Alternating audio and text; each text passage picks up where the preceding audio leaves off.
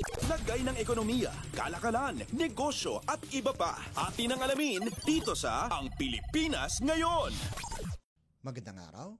Narito na po ang balitang negosyo at kalakalan. Inilunsad ng Bangko Sentral ng Pilipinas o BSP ang Financial Cyber Resilience Governance Council o FCRGC upang mapalakas ang pakikipagtulungan ng sektor ng pananalapi sa pagpapatibay ng cyber resilience. Layunin ng FCRGC na tiyakin ang isang ligtas, matatag at maaasahang sistemang pinansyal sa pamamagitan ng pagpapalakas ng cybersecurity, maayos na pamamahala at kolaborasyon sa industriya. Ayon kay BSP Governor Eli Remolona Jr., mahalagang paigtingin ang cybersecurity bilang tugon sa lumalawak na banta sa digital na mundo. Si Jose Querubin, miyembro ng Monetary Board, ang magsisilbing tagapayo ng konseho habang si BSP Deputy Governor Chuchi Fonasher ang magiging tagapangulo. Si Sandip Upal, pinuno ng Bankers Association of the Philippines o BAP Cyber Committee, naman ang magiging pangalawang tagapangulo. Isa sa pangunahing tungkulin ng konseho ang pagpapatupad ng 2024 to 2029 Financial Services Cyber Resiliency Plan o FSRCP na inilunsad ng BSP noong Agosto taong 2024. Kasama sa mga miyembro ng konseho ang mga kinatawan mula sa Chamber of Thrift Banks, Rural Bankers Association of the Philippines, Philippine E-Money Association, BancNet, at Philippine Clearing House Corporation. Lagay ng ekonomiya, kalakalan, negosyo at iba pa. Atin ang alamin dito sa Ang Pilipinas Ngayon. Pinuri ni Finance Secretary Ralph Recto ang Bureau of Internal Revenue o BIR at Bureau of Customs o BOC sa kanilang matagumpay na koleksyon nitong Enero 2025 kumpara sa parehong panahon noong nakaraang taon. Pinulong kamakailan ni Recto sina BIR Commissioner Romeo Lumagi Jr. at Customs Commissioner Bienvenido Rubio. Ayon sa datos, umabot sa 350.6 na bilyong piso ang nakolekta ng BIR noong Enero, mas mataas ito ng 13.7% kumpara sa parehong buwan noong 2024.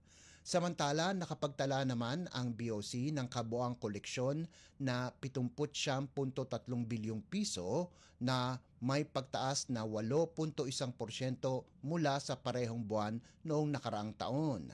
Bukod sa koleksyon, nagbigay rin ng ulat ang dalawang ahensya tungkol sa kanilang mga digitalization efforts at enforcement programs. Kabilang sa mga prioridad ng BIR ang pagsasakatuparan ng Electronic Invoicing, Receipting, and Sales Reporting System o EIS, paggamit ng Internal Revenue Integrated System o IRIS, pagpapatupad ng Project 230X Online Withholding Tax System, pagsasaayos ng Electronic Filing o e-filing, and Payment o e-payment system at pagtatatag ng Taxpayers Portal.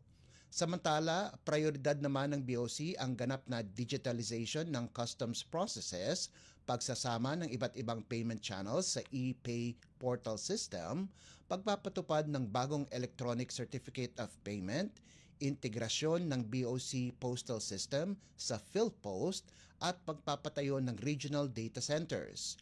Hinimok ni Secretary Recto ang BIR at BOC na bilisan ang ganap na pagpapatupad ng kanilang digitalization programs upang mas mapapadali ang proseso at mapataas ang koleksyon ng kita ng pamahalaan.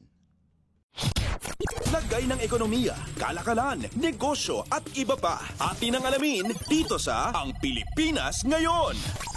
Inaasahang makukuha pa rin ng Pilipinas ang target na upper middle income country sa taong 2026 base sa pagtaya ng World Bank.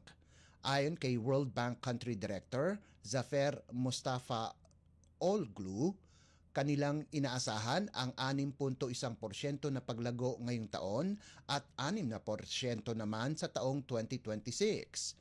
Naniniwala din ang economic team ng administrasyon ni Pangulong Ferdinand R. Marcos Jr. na makakamit nito ang upper middle income status sa susunod na 2 taon. Taon-taon, ina-update ng World Bank ang country income classifications base sa gross national income o GNI per capita ng nakaraang taon. Paliwanag ng World Bank official na kapag naging upper middle income, mawawalan ng access ang bansa sa Official Development Assistance o ODA loans na karaniwang may mababang interest at pangmatagalang bayarin. Kaya anya, mahalaga para sa bansa na lumipat mula sa investment-led growth upang matiyak ang pangmatagalang pag-unlad at maabot ang 2040 vision na pagkakaroon ng isang middle-class society na walang kahirapan. Sa kabila ng mga hamon, positibo ang pananaw ng World Bank na kayang abutin ng Pilipinas ang upper middle income status at makamit ang mas inklusibo at matatag na pag-unlad. Lagay ng ekonomiya, kalakalan, negosyo at iba pa. Atin ang alamin dito sa Ang Pilipinas Ngayon.